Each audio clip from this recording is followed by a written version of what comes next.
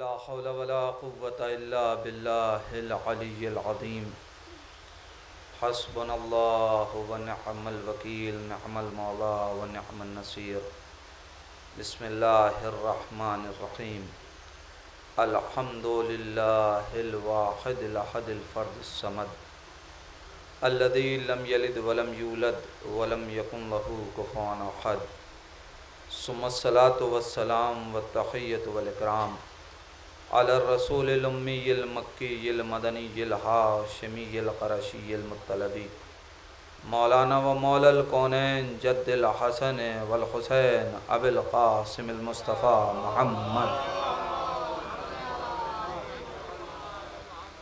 ولعنة الله على أعدائهم أجمعين من الآن إلى قيام يوم الدين وبعد يوم الدين اللهم لعن قاتلي فاطمة الزهراء سلام الله عليها أما بعد فقد قال الله تعالى في القرآن الحكيم وهو أصدق الصادقين وقوله الحق بسم الله الرحمن الرحيم إنا أعطيناك الكوثر فصل لربك وانحر إنا شانئك هو الأبتر صلوات پڑھیں محمد علیہ محمد. حضرات گزارش ہے ایک بار سورہ حمد اور 3 مرتبہ سورہ اخلاص کی تلاوت فرما کر خطیب اکبر کی روح کو ارسال فرمائیں. بسم اللہ.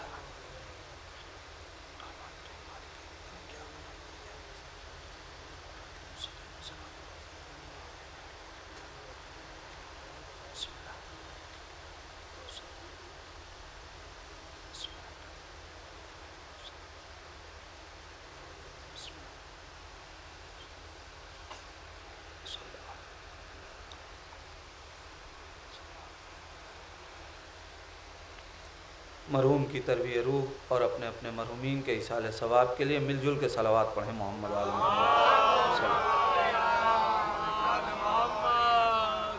حضرات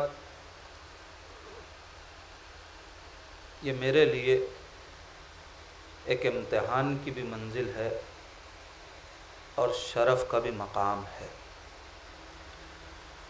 امتحان اس لیے ہے کہ میں جس کے سلسلے میں مجلس پڑھ رہا ہوں میری عمر سے زیادہ اس کی ذاکری کی عمر ہے. اور شرف اس لیے ہے کہ یہ انتصاب میری حیات کے صفحے پہ سے مربوط ہو گیا کہ میں نے خطیب اکبر کو خراج تحسین پیش کیا. ایک ایسی شخصیت جس پہ گفتگو کرنا عام طور سے یہ مثال کہی جاتی ہے لیکن حقیقت یہ ہے کہ سورج کو چراغ دکھانے کے مترادف ہے.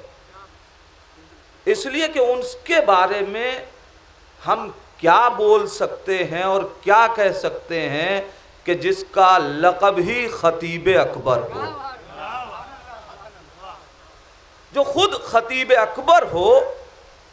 اور یہ یاد رکھیے گا کہ ان کی اس خطابت اور وہ اس لقب کے شایان شان تھے اس لیے کہ بعض وقت القاب ایسے ہوتے ہیں کہ جو مل تو جاتے ہیں مگر پانے والا اس کی آبرو نہیں بچا پاتا اور اس بنیاد پہ خود اپنی آبرو سے کھیل جاتا ہے.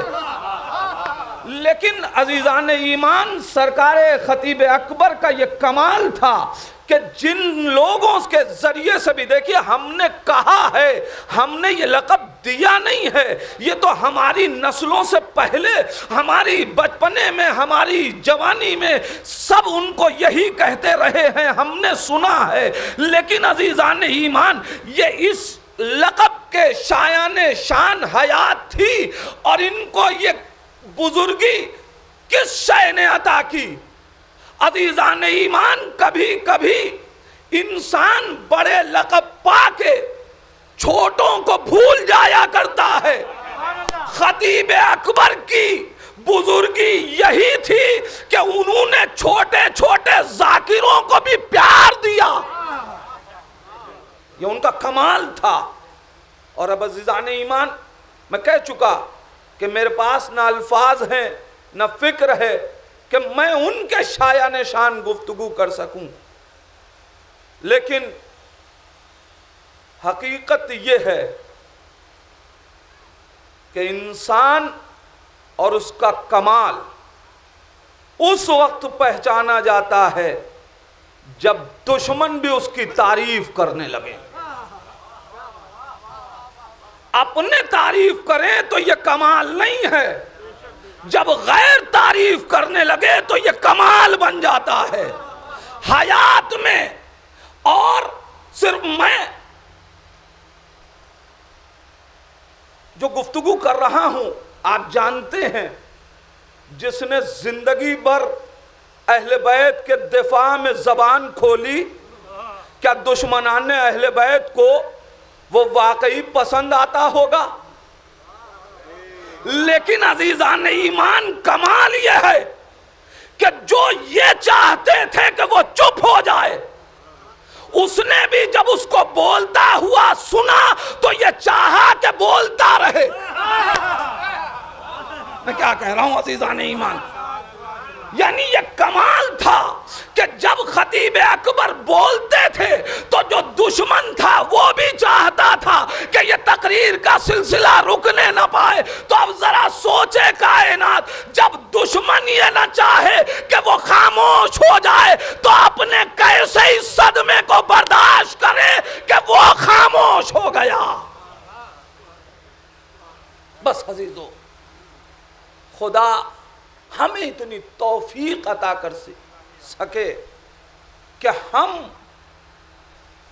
اس راستے پہ چلتے رہیں جس پہ انہوں نے اپنی خطابت کے دوران ہماری انگلی تھام کے ہمیں چلانا چاہا.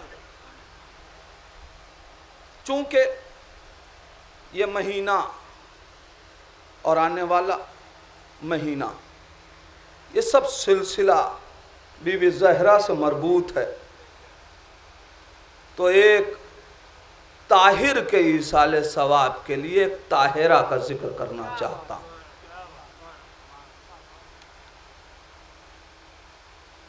قرآن کا یہ مختصر سا سورہ جس کے لفظ لفظ میں بی بی سیدہ کا قصیدہ ہے. اللہ اعلان کر رہا ہے، اِنَّا أَعْطَيْنَاكَ الْكَوْثَرَ، اے میرے پیغمبر، ہم نے آپ کو کوثر عطا کیا. عظمت کوثر پہ صرف تھوڑی دیر گفتگو کرنی ہے. کیا ہے کوثر؟ عزیزان ایمان، قرآن کی ایک منطق ہے، ایک لہجہ ہے، ایک گفتگو کا انداز ہے. اللہ جب بھی کسی بعظمت شے کا تذکرہ کرتا ہے تو اس کو اپنی ذات سے منسوب کرتا ہے. میں ایک دو آیتیں جلدی اس لیے کہ بہت زیادہ وقت لینا مقصود نہیں ہے. اللہ نے جب رسالت کی گفتگو کی تو اعلان کیا، بسم اللہ الرحمن الرحیم، اِنَّا أَرْسَلْنَاكَ شَاهِدًا وَمُبَشِّرًا وَنَذِيرًا، ہم نے شاہد، مبشر اور نذیر بنا کے بھیجا. یعنی رسالت کی نسبت اپنی طرف تھی. جب ہدایت کا مرحلہ آیا تو کہا اِنَّا هَدَيْنَاهُ السَّبِيلَ اِمَّا شَاكِرًا وَإِمَّا كَفُورًا، ہم نے سلسلہ ہدایت کو تمہارے لیے رکھا ہے، اب تم چاہے اس کو قبول کر کے ہمارے شکر گزار بندے بن جاؤ، چاہے ہمارے کافر بندے بن جاؤ. آگے بڑھ کے قدرت اعلان کر رہی ہے کہ ہم نے قرآن کو نازل کیا، بسم اللہ الرحمن الرحیم، اِنَّا نَحْنُ نَزَّلْنَا الذِّكْرَ وَإِنَّا لَهُ لَحَافِظُونَ، ہم نے قرآن کو نازل کیا ہے، ہم اس کی حفاظت کرنے والے ہیں. جتنی بھی، اب کہاں تک میں آیتیں آپ کے سامنے پیش کروں، یہی لہجہ امامت کے لیے، یہی لہجہ قرآن کے لیے، یہی لہجہ ہدایت کے لیے کہ جتنی بھی باعظمت چیزیں ہیں اللہ نے اس کو اپنی طرف منسوب کیا، خود سے نسبت دی ہے۔ اب میں عالم اسلام سے پوچھنا چاہتا ہوں، عالم اسلام بتائے، اگر کوئی انسان کھڑا ہو کے یہ کہہ دے کہ رسول اللہ کی طرف سے نہیں آیا اور وہ اس نسبت کا انکار کر دے، تو کیا رسالت کے اعتبار پہ کوئی حرف آئے گا؟ نہیں آئے گا۔ لیکن یہ نسبت کا انکار کرنے والا کافر ہو جائے گا۔ ذرا عظمت کوثر کو سمجھیں، رسول کا کچھ نہیں بگڑے گا، نسبت کا انکار کرنے والا کافر ہو جائے گا۔ اگر کوئی کہے کہ قرآن اللہ کی طرف سے نہیں آیا تو قرآن کا کچھ نہیں بگڑے گا، نسبت کا انکار کرنے والا کافر ہو جائے گا۔ اگر کوئی کہے کہ ہدایت ہماری نہ مولوی صاحب اللہ نے نہیں کی، مولوی صاحب نے کی ہے، علامہ صاحب نے کی ہے، مفتی صاحب نے کی ہے، حافظ جی نے کی ہے، جس نے بھی وہ سوچے کہ خدا نے ہدایت نہیں کی، تو اس ہادیوں کا جو اللہ کی طرف سے آئے ہیں ہدایت کے انکار سے ان کا کچھ نہیں بگڑے گا۔ نسبت کا انکار اسے کفر کے مرحلے میں پہنچا دے گا۔ ہم عالم اسلام سے انصاف چاہتے ہیں، دنیا یاد رکھے جس طریقے سے اگر قرآن کی نسبت کا انکار خدا سے کیا، قرآن کا کچھ نہ بگڑے گا، تم کافر ہو جاؤ گے۔ رسالت کی نسبت کا انکار کیا، رسالت کا کچھ نہ بگڑے گا، تم کافر ہو جاؤ گے۔ ویسے ہی اللہ کہہ رہا ہے کوثر ہم نے نازل کیا۔ اب اگر فاطمہ کی نسبت کا کسی نے خدا سے انکار کیا، فاطمہ کا کچھ نہ بگڑے گا، وہ کافر ہو جائے گا۔ ایک صلوات پڑھ دے محمد عالم یا علی انا اعطیناک الکوثر۔ اے میرے پیغمبر ہم نے آپ کو کوثر عطا کیا۔ عظمت دیکھیں کیا ہے سیدہ کی عظمت، اللہ کیا لفظیں استعمال کر رہا ہے، انا اعطینا، اے میرے پیغمبر میں نے عطا کیا۔ دیکھیں قرآن نے 3 لفظیں استعمال کی ہیں، ایک ارسال، ایک نزول، ایک عطا۔ لفظوں کی محرمیت سے اگر کوئی واقف ہو جائے تو جناب سیدہ کی عظمت اس کے لیے اجاگر ہو جائے۔ قرآن کیا کہہ رہا ہے؟ قرآن کے لیے اللہ کہہ رہا ہے ہم نے نازل کیا۔ کیا مطلب نازل کیا؟ جو شے بلندی سے پستی کی طرف آئے اسے نازل ہونا کہتے ہیں، اسی لیے کہتے ہیں بارش نازل ہو رہی ہے۔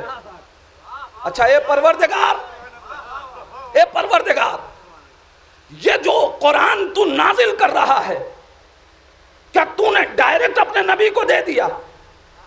کہا قرآن پڑھ کے دیکھو، میں نے بتایا ہے کہ میں نے جبرائیل امین کے ذریعے قلب پیغمبر پہ اتارا۔ اس کا مطلب یہ ہے کہ نزول میں ایک واسطہ ہے، نزول میں اللہ نے ایک واسطہ رکھا۔ ارسال خود اپنے اندر یہ معنی رکھتا ہے، ارسال کہتے ہیں جو شے بھیجی جائے۔ بھیجنا کب صادق آئے گا؟ خود لے جا کے دیا تو بھیجا نہیں کہا جائے گا، بھیجنا وہاں صادق آئے گا جہاں ایک بھیجنے والا ہو، ایک تک بھیجی جا رہی ہو، کوئی بیچ میں ہو کہ جو لے جا رہا ہو۔ رسالتیں بیچ میں واسطہ رکھتی ہیں، اللہ رسالتوں کو ارسال کر رہا ہے، قرآن نازل کر رہا ہے۔ اب عطا کسے کہتے ہیں؟ عطا کہتے اسے ہیں جہاں لینے والے اور دینے والے کے درمیان کوئی فاصلہ نہ ہو۔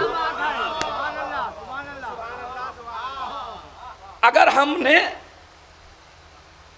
کوئی شے کسی کے ذریعے کسی تک بھیجی ہو تو اسے دینا نہیں کہیں گے، بھیجنا نہیں کہیں گے۔ بھیجی ہو تو اسے ارسال کہیں گے، عطا نہیں کہیں گے۔ مثلا دور جانے کی بات نہیں ہے، اسی جگہ اگر میں ایک رومال کسی کے ذریعے کسی تک پہنچاؤں تو وہ یہ نہیں کہے گا کہ مولانا نے مجھے خود دیا، مجھ تک بھیجوایا، کوئی ہے واسطہ کہ جس کے ذریعے سے بھیجا جا رہا ہے۔ لیکن عطا کب کہیں گے؟ جب دینے والا اور لینے والا یہ دونوں آمنے سامنے ہو، ایک دے رہا ہو ایک لے رہا ہو۔ قرآن کے لیے اللہ کہہ رہا ہے میں نے نازل کیا، یعنی ایک واسطہ ہے بیچ میں۔ رسالتوں کے لیے کہہ رہا ہے ارسال کی، یعنی واسطہ بیچ میں ہے، مگر کوثر کے لیے یہ نہیں کہا کہ نازل کیا، یہ نہیں کہا بھیجا، بلکہ کہا عطا کیا۔ جی چاہتا ہے دست ادب جوڑ کے بارگاہ خداوندی میں پوچھوں، اے پروردگار تو اس زمین پہ کب آیا؟ بھئی دینے کا مرحلہ ہے نا۔ اے میرے اللہ تو زمین پہ آ نہیں سکتا، قدرت خود کہے گی میں تیری زمین پہ نہیں آ سکتا، اس لیے نہیں کہ میرے اندر قدرت نہیں ہے، اس لیے کہ تیری زمین میں اتنی صلاحیت نہیں ہے۔ میں نہیں آ سکتا، آ گیا تو محدود ہو جاؤں تو خدا نہ رہوں، لہذا میں نہیں آ سکتا۔ پروردگار جب تو آ نہیں سکتا تو بات قرآن کی فصاحت و بلاغت کی ہے۔ اگر تو نہیں آ سکتا تو اب یہ عطا کیسے صادق آئے گی؟ اس لیے کہ اگر بھیج دے تو قرآن کی فصاحت و بلاغت پہ حرف آ جائے، اس لیے تجھے دینا چاہیے اور دینے اور لینے والے کے درمیان کوئی فاصلہ بھی نہ ہو۔ اللہ عجب نہیں آواز دے نادان، اگر میں آ نہیں سکتا تو کیا اپنے حبیب کو بلا نہیں سکتا؟ میں نہیں آ سکتا لیکن اپنے حبیب کو بلا تو سکتا ہوں۔ میں نے کہا پروردگار تو بلائے گا کہاں؟ اس لیے کہ تحفہ دینا ہے۔ اور عزیزان ایمان یہ تو کائنات کا بھی قانون ہے۔ آپ نے دنیا میں بھی دیکھا ہے کہ جب کسی کو کسی عہدے کے لیے، کسی ٹائٹل کے لیے، کسی خطاب کے لیے منتخب کیا جاتا ہے تو ایک جملہ استعمال کروں، حکومت اسے اپنے ہیڈ کوارٹر بلاتی ہے۔ جس کو منتخب کیا اسے بلایا جاتا ہے۔ کیسے بلایا جائے گا؟ اور جب بلایا جائے گا تو کیا ہوگا؟ منتخب کر کے جس کا نام بھیجا گیا کیا وہ اپنے خرچے سے آئے گا؟ کہ نہیں، اپنے خرچے سے نہیں آئے گا، حکومت خرچ دے گی۔ تو کاہے کا خرچ دے گی؟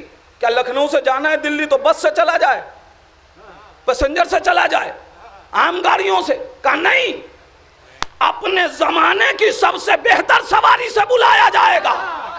ارے میں کیا کروں؟ اے پروردگار تو اپنے نبی کو بلا رہا ہے تو پھر بلانے کا اہتمام کیسا کرے گا؟ کہ ایسی سواری کا انتخاب کروں گا کہ انبیاء ماں سبق بھی اس پہ سوار نہیں ہوئے، اور اتنی سریع سیر سواری ہوگی کہ میرا نبی آئے گا، خطاب لے کے جائے گا، نہ وضو کا پانی خشک ہوگا، نہ زنجیریں در رکے گی۔ اب میں بلا رہا ہوں، میرا حبیب آ رہا ہے، اس لیے کہ میں نے کہا ہے اِنَّا أَعْطَيْنَاكَ الْكَوْثَرَ۔ تو اب قرآن کی آبرو بچانا میرا کام ہے۔ عزیزان ایمان، اسی لیے اللہ نے یہ نہیں کہا کہ بابرکت ہے وہ بندہ جو گیا، بابرکت ہے وہ خدا، وہ ذات کہ جو اپنے بندے کو لے گئی۔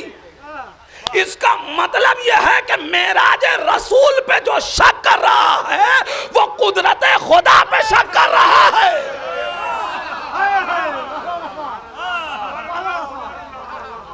نے بلایا. بڑا اہم مرحلہ ہے عزیزان ایمان. اللہ کہہ رہا ہے ہم نے پیغمبر آپ کو کوثر عطا کیا ہے. میں اسی لفظ پہ رک کر کے گفتگو کرنا چاہتا ہوں تھوڑی دیر. اِنَّا أَعْطَيْنَاكَ الْكَوْثَرَ.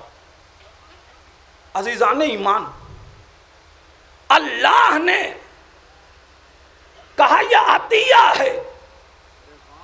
سمجھے کائنات عظمت کوثر کو.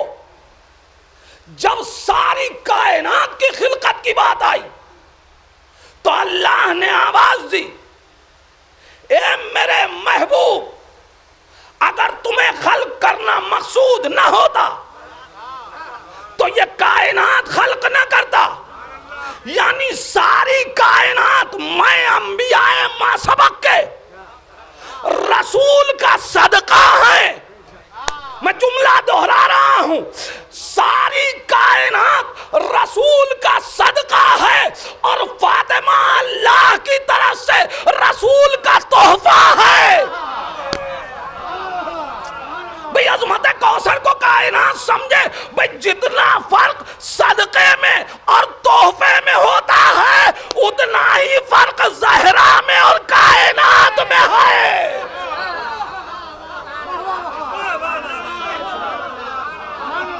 اِنَّا أَعْطَيْنَا. اے میرے پیغمبر ہم عطا کر رہے ہیں. اب مرحلہ یہ ہے کہ یہ ہے تحفہ. بڑی سخت منزل ہے. خدا تحفہ دے رہا ہے.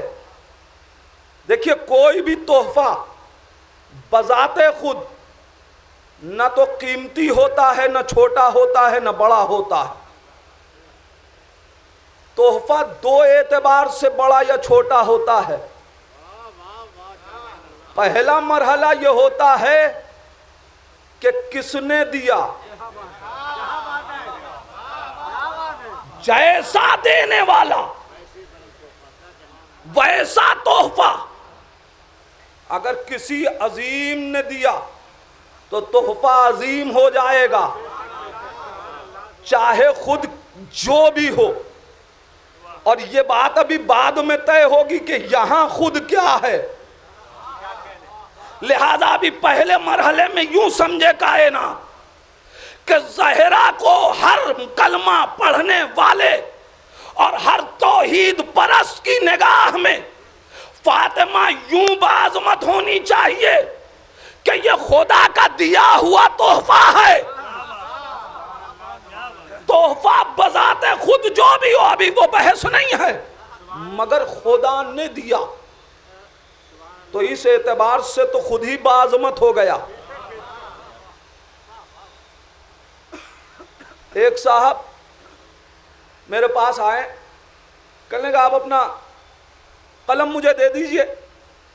میں نے کہا صاحب یہ نہیں دوں گا, آپ مجھ سے میری گھڑی لے لیجئے لیکن قلم نہیں دوں گا. کہیں ارے مولانا اس گھڑی میں تو کئی قلم آ جائیں گے. میں نے کہا بات قلم کی نہیں ہے, اصل میں یہ مجھ کو فلاں عالم فلاں بزرگ ان سے ملا ہے, اس لیے تم اسے نہ دیکھو. اب جیسے ہی اس نے دیکھا اب یہ تحفہ قیمتی ہو گیا, اس لیے کہ اس کو معلوم ہو گیا کہ اس کی نسبت کس سے ہے. کائنات اگر مسلمان ہے تو اسے اسی نسبت کے تحت سیدہ کا احترام کرنا چاہیے کہ یہ خدا کا دیا ہوا تحفہ ہے. دینے والے کے اعتبار سے تحفہ قیمتی, کبھی تحفہ لینے والے کے اعتبار سے قیمتی ہوتا ہے. لینے والے کے اعتبار سے کیسے؟ ہمارے پاس ایک قلم, ہم گئے اتفاقاً زیارتوں پہ, ہماری ملاقات مثلاً آیت اللہ سیستانی سے ہوئی, ہم نے وہ قلم ان کو تحفے میں دے دیا. لیکن ایک ذرا سا فرق ہے, جب تحفہ لینے والا بڑا ہوتا ہے تو وہ ذکر نہیں کرتا,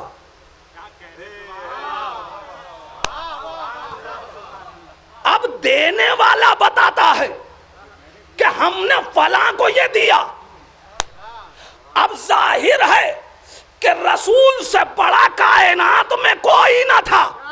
خدا نے تحفہ دیا تو کہا اے نبی تم نہ بتاؤ کہ ہمیں اللہ نے کوثر جیسا تحفہ دیا, ہم کائنات کو بتائیں گے اِنَّا أَعْطَيْنَاكَ الْكَوْثَرَ.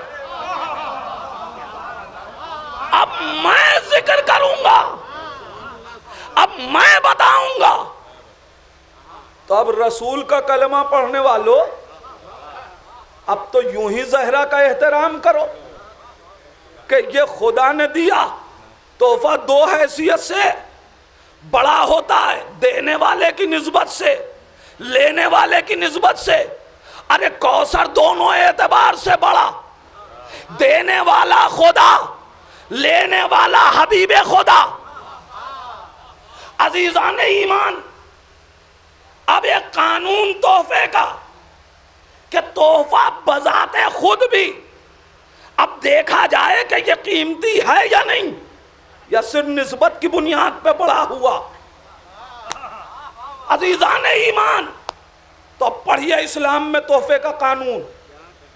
اسلام نے بڑا حساس مذہب ہے, اس نے نہ تو امیروں کی آبرو پہ حرف آنے دیا اور نہ غریبوں کے حساس دل کو ٹھیس نگلیں دی ہے. اسلام میں پوچھا گیا کہ تحفے کا قانون کیا ہے, تو اللہ نے آواز دی, رسول نے, شریعت نے, کہ دیکھو تحفہ تم اپنی حیثیت کے مطابق دو. یہ بہت بڑی بات ہے عزیزان ایمان.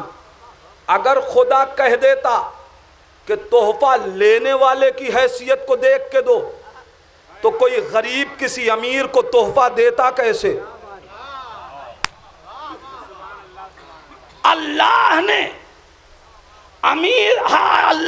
غریب کے حساس دل کو ٹوٹنے سے بچایا کہ تم اپنے اعتبار سے تحفہ دو, اور ادھر سے اگر وہ کوئی ایسا تحفہ لے لے جو اس کے شایان شان نہ ہو تو دنیا کہے کہ ہمیں کتنا لالچی کہ یہ لے لیا. تو اللہ نے آبرو کو بچانے کے لیے کہا کہ دیکھو خبردار, کوئی تحفے میں کچھ بھی دے, تمہارے لیے لازم ہے کہ اس کا احترام کرتے ہوئے قبول کر لو. اللہ نے امیر کی کرامت کو بھی نہ ٹوٹنے دیا, غریب کی غربت کا بھی مذاق نہ اڑنے دیا. اب عزیزان ایمان, تحفے کا قانون یہ ہے کہ تحفہ اپنی حیثیت کو دیکھ کے دیا جاتا ہے. اللہ اپنے حبیب کو تحفہ دینا چاہتا ہے. خداوند عالم نے اپنی تمام تر حیثیتوں کو دیکھا اور پھر فاطمہ دے دی. اللہ نے اپنی تمام تر حیثیتوں کو دیکھ کے فاطمہ کو تحفے میں دیا. عزیزان ایمان, اب ایک جملہ کہوں, عظمت سیدہ پہ بحث نہ کرنا, اس لیے کہ جس نے جناب سیدہ کی عظمتوں کا اندازہ لگانا چاہا اس کے لیے واجب ہوگا کہ وہ پہلے خدا کی حیثیت کو جانے. نہ کائنات حیثیت پروردگار کو اس کا اندازہ لگانا جب انسان کے بس میں نہ ہو, تو اب تحفے کی حیثیت کون بتائے؟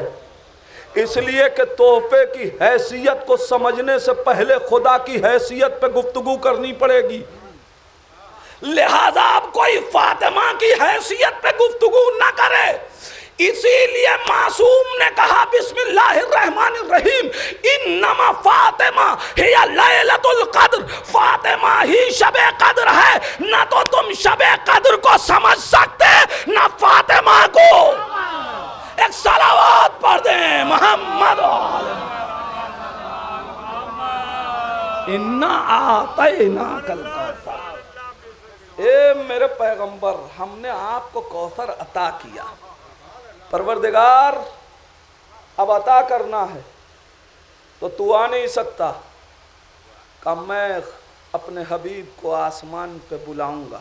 ایک صلوات پڑھے محمد والے محمد پر۔ میں اپنے حبیب کو بس ایک بات، آسمان پہ بلاؤں گا اور بلا کے دوں گا۔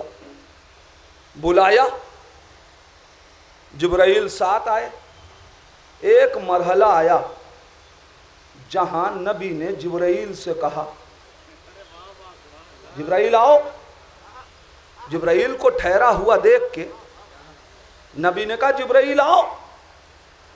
جبرائیل نے کیا کہا؟ اگر ایک قدم بھی بڑھوں تو بالوں پر جل جائیں گے۔ اے پروردگار،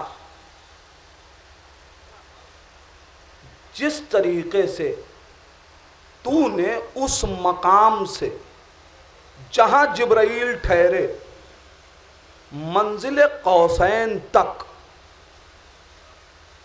اپنے نبی کو تنہا بلا لیا، تو زمین سے ہی نبی کو تنہا بلاتا۔ یہ کیا کہ زمین سے جبرائیل لے کے آئیں اور وہاں جبرائیل آ کے ٹھہر جائیں۔ پروردگار آخر کیا وجہ ہے کہ تو نے جبرائیل کو زمین سے یہاں تک بلا لیا اور یہاں پہ روک لیا اور جبرائیل رک گئے؟ اچھا جبرائیل بھی جانتے ہیں کہ ان کی منزل کیا ہے، اس لیے وہ رک گئے۔ تو پروردگار تو جانتا تھا کہ جبرائیل اس سے آگے نہیں جائیں گے، تو تو نبی کو زمین سے ہی بلا لیتا۔ اچھا اے جبرائیل، نبی کہہ رہے ہیں چلیے، تو ہم نے تو یہی دیکھا کہ قرآن کہہ رہا ہے اگر نبی بلائیں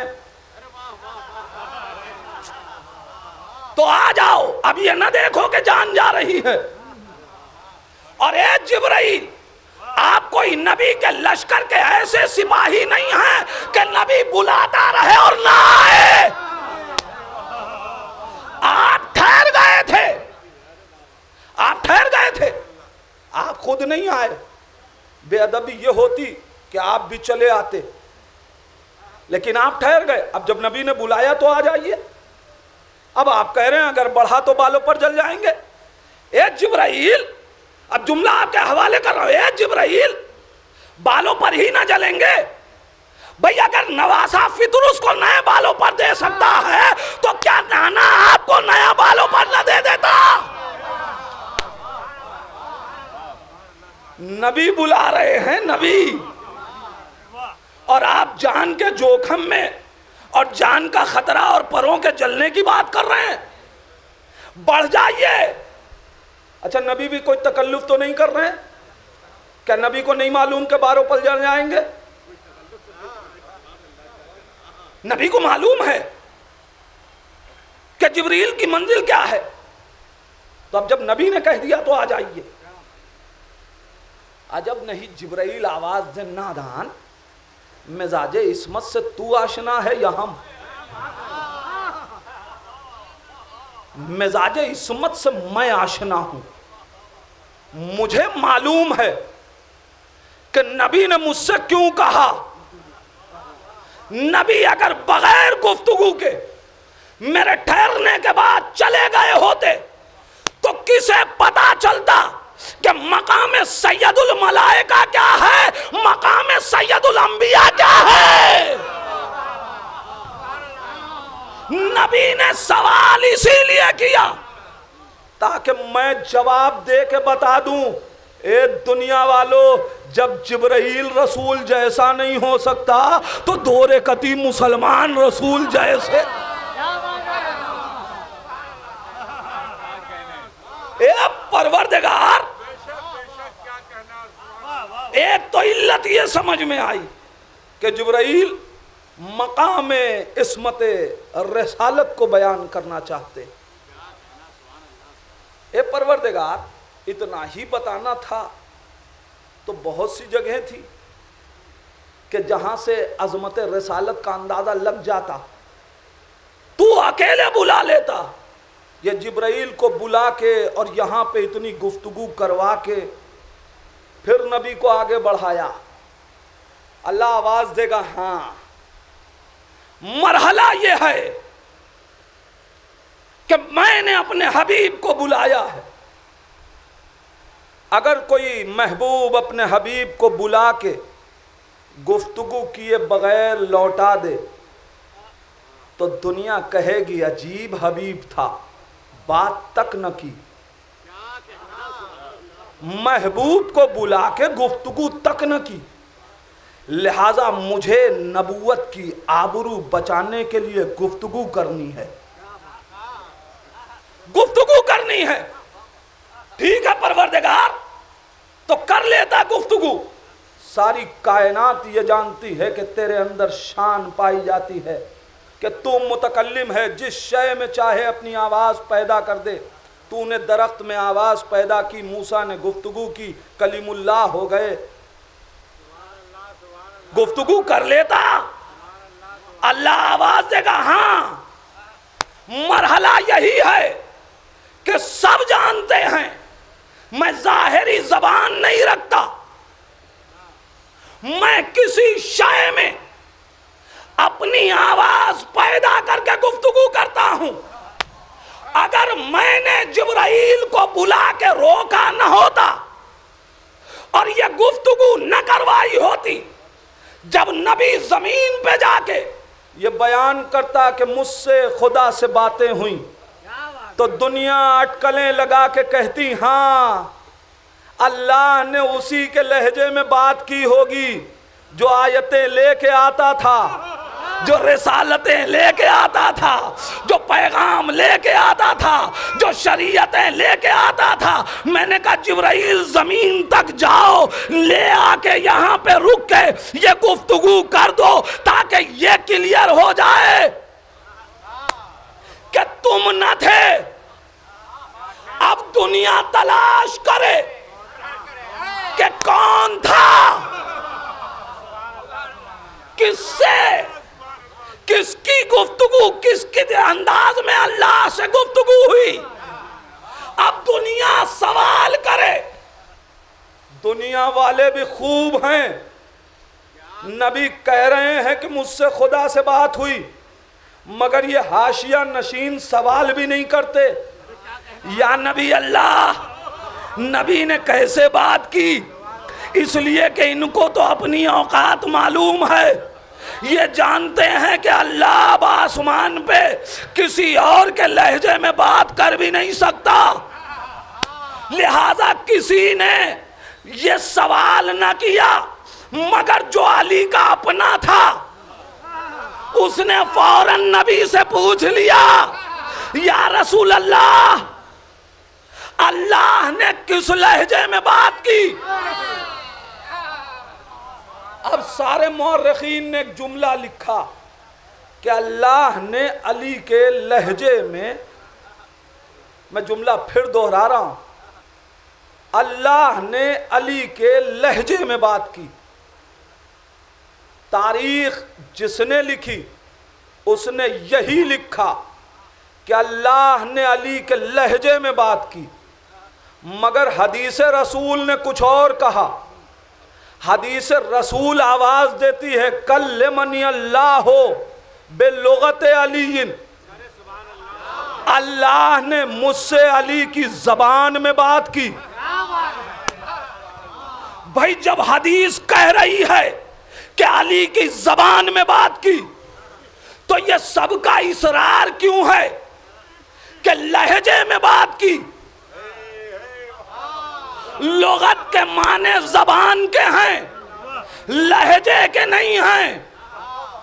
کہیں لہجہ نہیں کہا گیا بلکہ نبی نے حدیث میں زبان کہا، بلغت علی، علی کے لہجے میں نہیں، علی کی زبان سے۔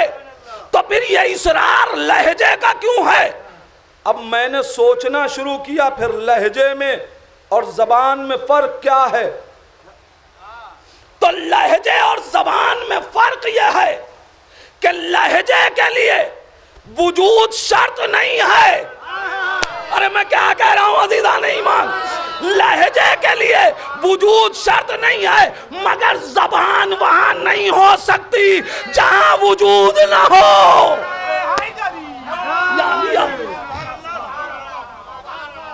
لہجے کے لیے زبان وجود شرط نہیں ہے.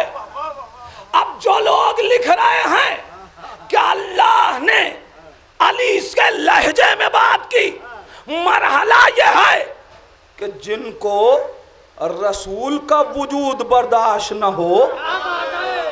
ارے جو رسول کی معراج جسمانی کا قائل نہ ہو، اس کو معراج پہ علی کا وجود کیا برداشت ہوگا؟ مگر اللہ آواز دے رہا ہے اور رسول آواز دے رہے ہیں. اللہ نے مجھ سے علی کی زبان میں بات کی. عزیزان ایمان، اللہ نے کیا کہا؟ اِنَّا أَعْطَيْنَاكَ الْكَوْثَرَ. اے عالم اسلام، تمہیں معراج جسمانی رسول کی کیوں سمجھ میں نہیں آتی؟ بھئی رسول ہی کی تو عظمت کی بات ہے. اتنے قصیدے پڑھنے کے بعد معراج جسمانی کے قائل کیوں نہیں ہوتے؟ عزیزان ایمان، مرحلہ یہ ہے کہ معراج میں صرف رسول کی عظمت کا مرحلہ ہوتا تو دنیا مان لیتی. مرحلہ یہ ہے کہ ایک طرف سے فاطمہ کی فضیلت ماننی پڑے گی، ایک طرف سے علی کا وجود ماننا پڑے گا. ایک صلوات پڑھ دیں محمد.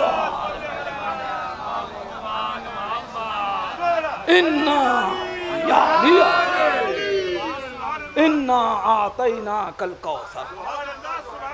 اے میرے پیغمبر، میں نے آپ کو کوثر عطا کیا. اللہ عطا کر رہا ہے. قرآن نازل ہوگا، رسالتیں بھیجی جائیں گی. فاطمہ کے لیے آپ کو آنا پڑے گا. ایک صلوات پڑھیں محمد والے محمد.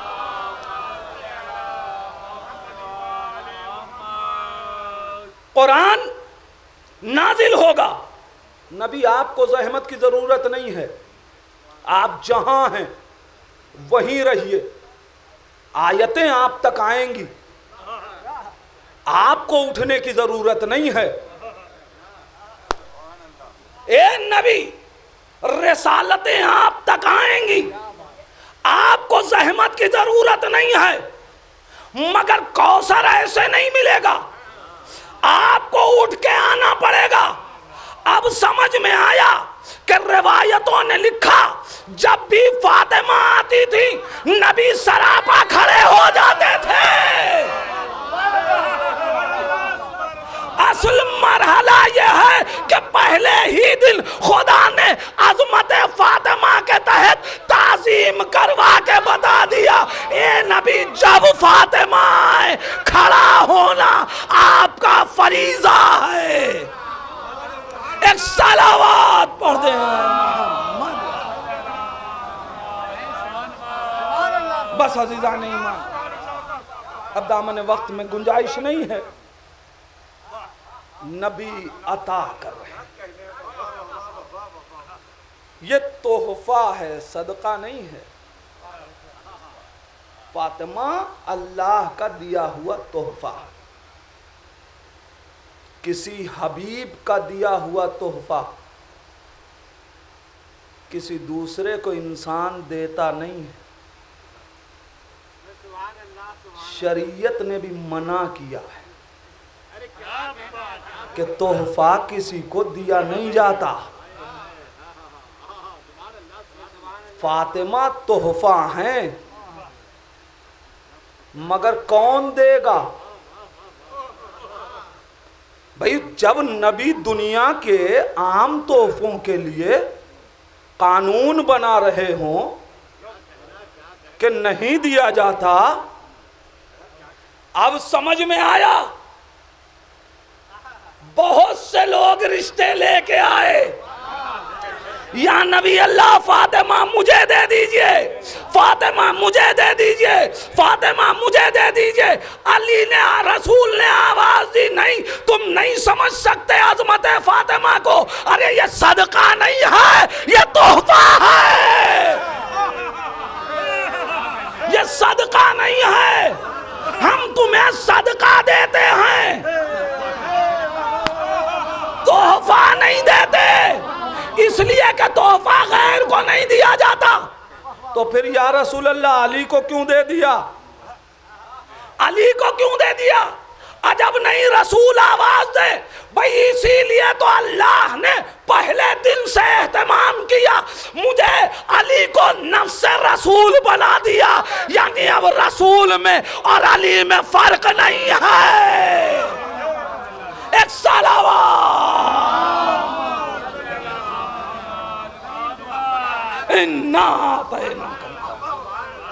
اے میرے پیغمبر، ہم نے آپ کو تحفہ دیا، ہم نے تحفہ دیا ہے، ہم نے تحفہ دیا ہے۔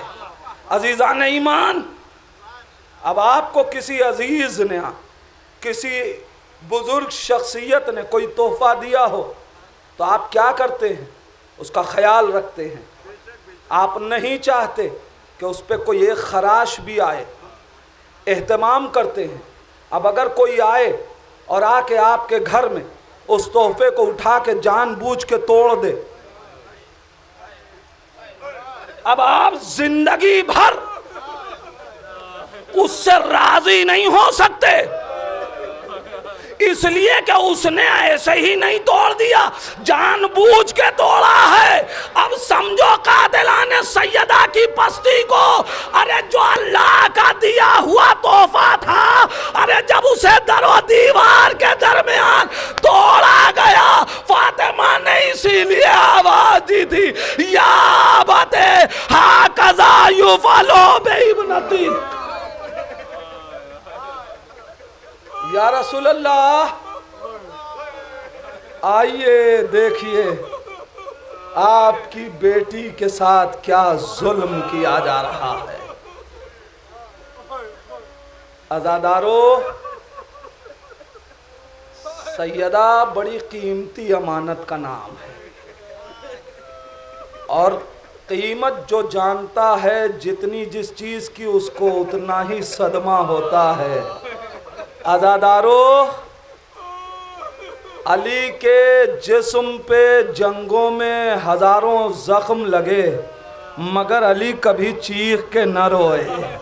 روایت کہتی ہے کہ جب میرا مولا چیخ کے رویا، سلمان نے دست ادب جوڑ کے پوچھا، اے آقا اتنا صبر کرتے ہیں مگر آج صبر کیوں نہ کر سکے؟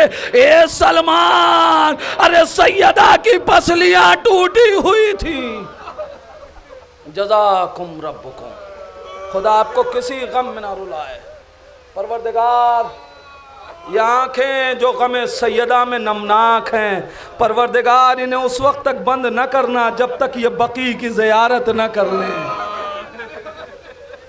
ہاں، یہ جانے والی شخصیت مدافع فاطمہ تھی۔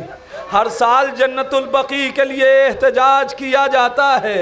اے عزادارو، ذرا سوچئے، جب ہم اتنا احتجاج کر رہے ہیں 1400 برس کے بعد، ارے قبر ٹوٹنے پہ ہمیں اتنا صدمہ ہے تو علی کو پسلیاں ٹوٹنے پہ صدمہ کیوں نہ ہو؟ جزاکم ربکم، خدا آپ کو کسی غم میں نہ رلائے سوائے غم سیدہ کے۔ عزادارو، مرنے والا اپنے وطن سے دور مرا۔ خطیب اکبر لکھنؤ میں نہیں تھے، ہاسپٹلائز تھے، دہلی میں انتقال ہوا، لیکن جب لکھنؤ میں خبر آئی ہر گھر سوگوار ہو گیا۔ عزادارو، کیا سن رہے ہیں؟ فاطمہ کے ایک ذاکر کی رحلت کی خبر سن کے پورا لکھنؤ ایک ایک گھر میں سوگ کا ماحول رہا، مگر مدینے میں سیدہ کے سوگ کا کوئی ماحول نہ تھا۔ عالم یہ تھا عزادارو، تاریخ نے بتایا ہے، میں نے دنیا میں کہیں نہیں دیکھا، بس ایک رخ آپ کے سامنے پیش کر رہا ہوں۔ اب بی بی سیدہ ہی پہ گفتگو کر لوں، مصائب میں بھی۔ عزادارو، آپ نے آج تک انصاف سے بتائیے گا، کہیں دیکھا کہ کسی کی ماں یا باپ کی وفات، رحلت، شہادت ہو جائے اور اس کا تابوت اٹھنے والا بیٹے خود جا کے ایک ایک کے دروازے پہ کہیں چلو میرے بھائی، میری ماں کا تابوت اٹھنا ہے؟ اے عزادارو، یہ ظلم تو صرف حسنین کے ساتھ ہوا۔ علی نے سب کو واپس کر دیا تھا کہ علی نے کہہ دیا کہ سیدہ کا تابوت ابھی نہیں اٹھنا ہے۔ عزادارو، تاریخ کہتی ہے اب جو رات کا سناٹا بڑھا، علی نے وصیت کے مطابق اب جو تابوت اٹھانا چاہا، علی نے نگاہ دوڑائی، دو یتیم بچے، ایک علی، فاطمہ کا تابوت اٹھے تو کیسے؟ ارے فاطمہ کے یتیموں کو بلایا، حسنین جاؤ سلمان کو بلا کے لاؤ، ابو ذر کو بلا کے لاؤ۔ فاطمہ کے یتیم مدینے کی گلیوں میں نکلے، چچا ابو ذر کے دروازے پہ پہنچے، دق الباب کیا۔ جب ابو ذر آئے، اے بچوں خیریت تو ہے؟ چچا چلیے، میری ماں کا تابوت اٹھنا ہے، میرا بابا تنہا ہے۔ جزاکم ربکم۔ عزادارو، سیدہ کا تابوت اٹھا، گھر سے تابوت چلا، سیدہ کا تابوت نکلا۔ روایت نہیں کہتی مگر کبھی خاموش منظروں کو بھی پڑھا جاتا ہے۔ عجب نہیں حساس بیٹی علی کی کھڑی ہوئی ہو، میرا بابا بڑا داغ دیدہ ہے، میرا بابا بڑا ٹوٹا ہوا ہے، کہیں ایسا نہ ہو کہ گھر میں واپس ہونے کے بعد ارے ماں کی یادگار کو دیکھ دیکھ کے میرا بابا تڑپ جائے۔ اس لیے زینب جب نہیں کھڑی ہوئی ہوں، کبھی ماں کا عصا چھپایا ہو، کبھی ماں کی چادر چھپائی ہو، اے فضا آؤ ماں کی چکی کو کہیں رکھ دے، میرا بابا نہ دیکھے، مگر جی چاہتا ہے دستے ادب جوڑ کے کہوں، اے شہزادی، ارے ساری یادگار چھپا لوگی مگر یہ جلتا ہوا دروازہ، ارے جب علی داخل ہوں گے علی کو یاد آئے گا یہی دروازہ تھا، سیدہ کو اسی کے پیچھے پیس دیا۔ اِنَّا لِلَّهِ وَإِنَّا إِلَيْهِ رَاجِعُونَ رضاً بقضائه وتسلیما لامرہ۔ بارلا تجھے واسطہ ہے محمد و آل محمد کا ان آوازوں پہ اپنی رحمت نازل فرما۔ پروردگار ہمیں اتنی توفیق عطا فرما کہ ہم عظمت سیدہ کو سمجھ سکیں۔ پروردگار تجھے واسطہ ہے محمد و آل محمد کا، غم سیدہ میں آنکھیں نمناک ہوئی ہیں۔ پروردگار جن کی ماؤں کا سایہ ان کے سروں پہ سلامت ہے، پروردگار ان کو صحت و سلامتی اور طول عمر عطا فرما۔ جن کی مائیں اس دنیا سے چلی گئی ہیں، پروردگار مادر حسنین کا واسطہ ان کو جوار معصومین میں جگہ عنایت فرما۔ پروردگار تجھے واسطہ ہے محمد و آل محمد کا، ہم سب کو مزارات مقدسہ کا زائر بنا۔ پروردگار تجھے واسطہ ہے محمد و آل محمد کا، جس خطیب اور جس عالم کے ایصال ثواب کی مجلس ہے، پروردگار اسے جوار معصومین میں جگہ عنایت فرما، اس کے درجات کو بلند فرما، ہمیں اتنی توفیق عطا فرما کہ ہم اس کی بتائی ہوئی باتوں پہ عمل کر سکیں۔